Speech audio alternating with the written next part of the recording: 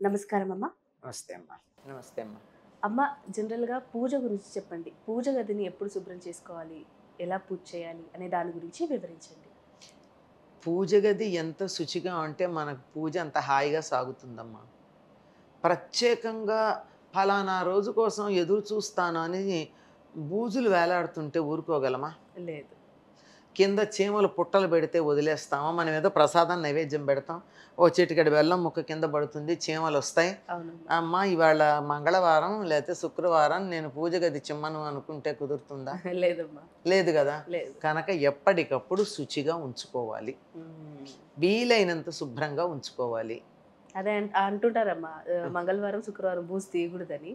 కానీ కానీ మంగళవారం నాడు కోయిలాళ్వార్ తిరుమంజనం అని చెప్పి మంగళవారమే దేవాలయాలు శుభ్రం చేస్తారు. ఆ! అంటే చేసుకోవచ్చంటారైతే. తప్పనిసరి చెత్త తీసేయడానికి చాలా మంచి రోజు మంగళవారం. హుహుహు. ఏదన్నా if you want to get rid of it మంగళవారం చేయండి. చెత్త పేరదింట్లో. మంగళవారం ఏ పని చేసినా ఏదైనా మెయిన్‌గా బట్టలు కొన్నా, ఏది కొన్నా మంగళవారం చేయొద్దు, తోడు కోరుకుంటుంది అని విన్నానమ్మా. అవునమ్మా. నిజమేనా చెత్త అమ్మా? పడేసామనుకో, చెత్త పడేస్తూ ఉంటే ఇల్లు నీట్‌గా ఉంటుంది. ఓకే. అప్పు తీర్చామనుకో తీరుస్తూనే మేము ఉంటాం. ఉంటాం. అర్థమైందా? ఆ!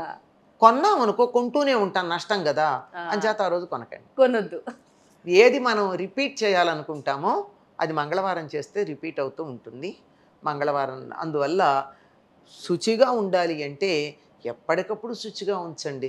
అమ్మ నా ఒంటి మీద ఈగో దోమ వాలింది, చెమట పట్టింది, ఏ పైన దుమ్ము పడింది. ముహూర్తం కోసం చూస్తానా? లేదు. శుభ్రం చేసుకుంటానా? శుభ్రం చేసుకుంటాం. దేవుడి గది కూడా అంతే. అయితే వారానికి ఒకసారో ఎప్పుడో మనం నలుగు పెట్టి అంటే పూర్వకాలంలే ఆ! ఇప్పుడు నలుగు కూడా పెట్టి తలకి నూనె పెట్టించి అట్లాంటివి వారానికి ఒకసారి చేసినట్టు మొత్తం అంతా శుభ్రం చేసుకోవడం అనేది అప్పుడప్పుడు చేసినా ఎప్పుడూ శుభ్రం చేసుకోవాలమ్మా. ఏ రోజుకు ఆ రోజు దేవుడికి నిన్న పెట్టిన పూలు ఉంచకూడదు, తీసేయాలి. తీసేయాలి. నిర్మాల్యం అంటారు. హ్మ్. అక్షతలు ఉండనీయకూడదు, తీసేయాలి. ఏదో పెద్ద పెద్ద ఫోటోలు అవి అక్కడ అక్కడ ఉంటే వాటిని రోజు చేయలేం కానీ విగ్రహాలు ఏవైతే ఉన్నాయో వాటి దగ్గర ఉన్న అక్షతలు కానీ పసుపు కుంకాలు కానీ పెట్టినటువంటి పువ్వులు కానీ ఏమీ లేకుండా ప్రతిరోజు శుభ్రం చేయవలసినదే. కాకపోతే వాటికి పులికాపు చేయడం మాత్రం అప్పుడప్పుడు చేసుకుంటాం. అంటే ఏంటమ్మా? పులికాపు అంటే పులి అంటే ఏంటి? పుల్లదనం. ఓకే. పులికాపు అంటే పులుపు పెట్టి శుభ్రంగా చేయడం అంటే చింతపండు పెట్టి రుద్దడం అని అర్థం. ఆ! అర్థమైందమ్మా.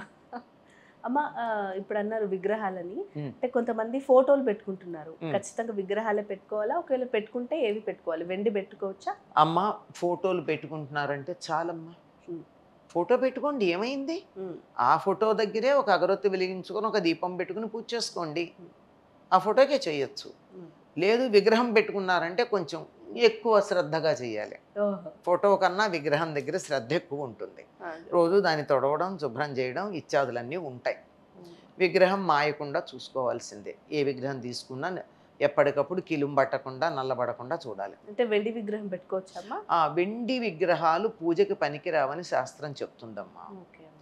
అయితే వెండి విగ్రహంతో చేయాలని కోరిక కనుకున్నట్టయితే దానికి కాలు దగ్గర ఏదో బొట్టు దగ్గర ఎక్కడో అక్కడ ఇంత బంగారం అతికిస్తే తప్ప అది పనికిరాదు. ఆహాహాహా!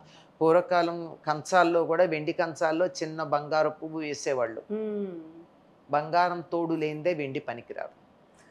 ఎందుకంటే వెండి వాతావరణంతో వెంటనే అది రియాక్ట్ అవుతుంది. హ్మ్. వెండి మీద వెంటనే నల్లని పొర వచ్చేస్తుంది, సిల్వర్ ఆక్సైడ్ చేరుతుంది. హ్మ్. అది తొందరగా నల్లబడే అవకాశం ఉంటుంది. అందువల్ల అది నీట్‌గా మెయింటైన్ చేయడం కూడా చాలా కష్టం. ఆ! దానికన్నా ద వాడకపోవడమే మంచిది. దాన్ని అందుకని ఏంటంటే వెండి విగ్రహాల మీద ఇష్టం ఉన్నటువంటి వాళ్ళు ఎక్కడో అక్కడ కొంచెం బంగారం అంటించి దాన్ని వాడతారు తప్ప మామూలుగా వెండి విగ్రహాలు పూజలో వాడరు. హ్మ్. శ్రేష్టం ఏమిటంటే కంచు. కంచు కూడా మనకి మంచిది దొరుకుతుందో లేదో తెలియదు గనక హ్మ్. ఇత్తడైనా పర్వాలా. హ్మ్. అది. అమ్మ, శివలింగాలు, స్ఫటికలింగం హ్మ్. అట్లా ఇంట్లో పెట్టుకోవచ్చంటారా పూజ గదిలో?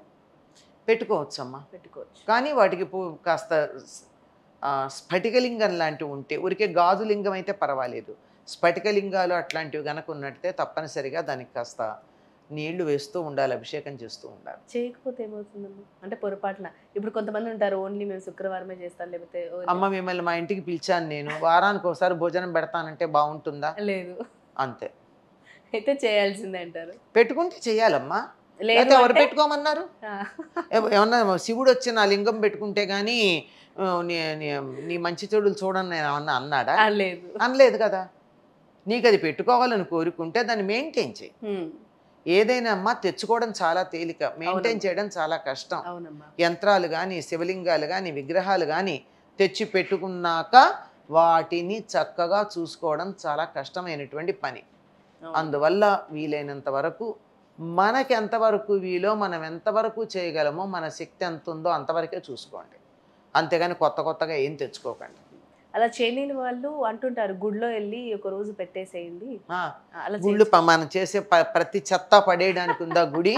నువ్వు తెచ్చుకుని నీ ఇంట్లో 4 రోజులు పూజ చేసిన తర్వాత అక్కడ పడేయడానికి.